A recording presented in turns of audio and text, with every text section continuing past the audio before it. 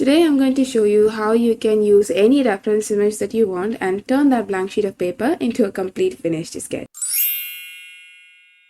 Hey everyone, welcome back. Today I'm using this pencil by Uniball and I have a whole art supplies haul kind of video, and I'll leave a link to that in the cards and also in the description. So if you haven't watched it yet, go check that video and let's get started. The first thing you need to make sure is the scale of your drawing. In this case, I have to scale that dog to the size of the paper. As you can see, my reference and my paper is not of the same size, so I need to scale it. So in order to do that, what I have to do is I'm going to create a very rough outline. I'm just going to mark where the dog is going to be, how big the dog is going to be, and this is going to help me to position the dog onto the paper.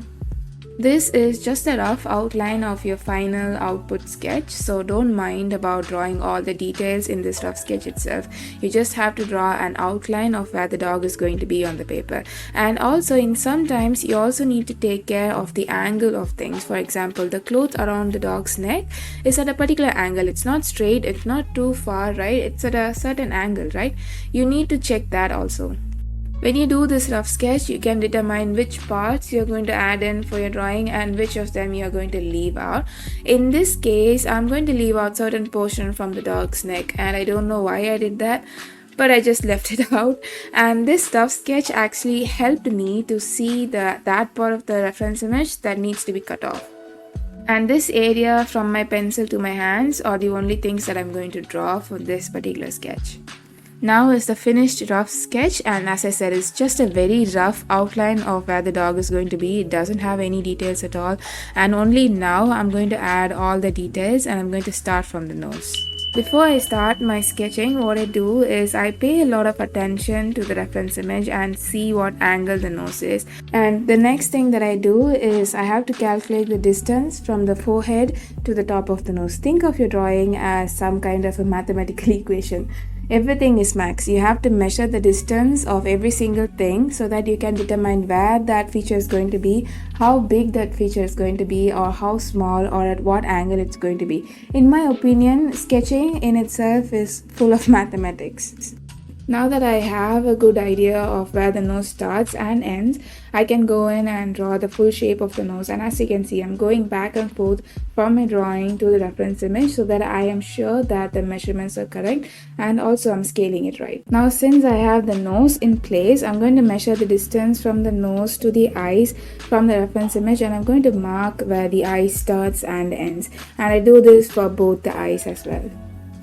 I also need to consider the angle of the eyes, and as I told you before, the head is tilted at some sort of an angle, so the eyes will not be in a straight line. They will also have an angle to them, and also both the eyes should fall in the same angular line.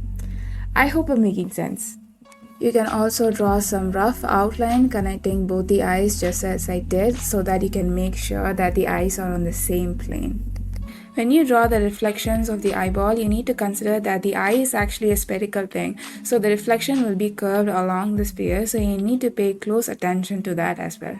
Now that I have my eyes, I'm going to start with the ears next, and for the ears, my eyes are going to be the reference point. I'm going to calculate all the distance from the top of the ears to the eyes, and then I'm going to draw it. And if you notice, I'm also drawing all the single details that I can see from my left eye.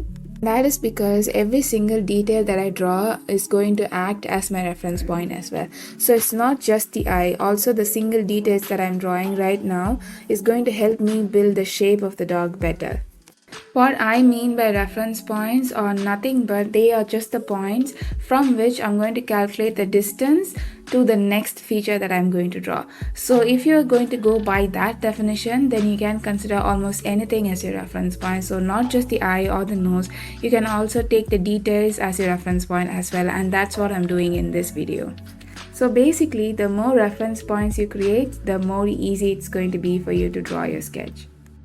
If you are a beginner at freehand sketching, then I'm sure this video will help you to draw a very accurate sketch. And also, don't take everything seriously, and it's completely fine if your drawing doesn't look like your reference. You're not a copying machine, you're not a Xerox machine. So give yourself a little freedom if you're just starting to draw your freehand sketch. But If you're that person who's not satisfied with an okay-ish sketch, then go for the grid method, because the grid method is going to be so much helpful when you want to draw an accurate sketch. Now for the scarf of the dog, I'm only going to draw the knitting lines, the seam lines that I can see in the scarf, and I'm not going to draw every single detail because, to be honest, I'm not that very patient right now. And that is our final sketch done. As you can see, I included every single detail, where the highlight is going to be, where the shadows is going to be, and this is how your sketch should also look like. So to sum everything up, you need to start with a very rough outline of where that subject is going to be on the paper, and then you have to move on to the scariest feature that you think of the subject is, and using that feature as your reference point, you need to move on to the next feature and so on. And stay tuned for the next part of the video, and I'll talk to you guys soon. Bye everybody.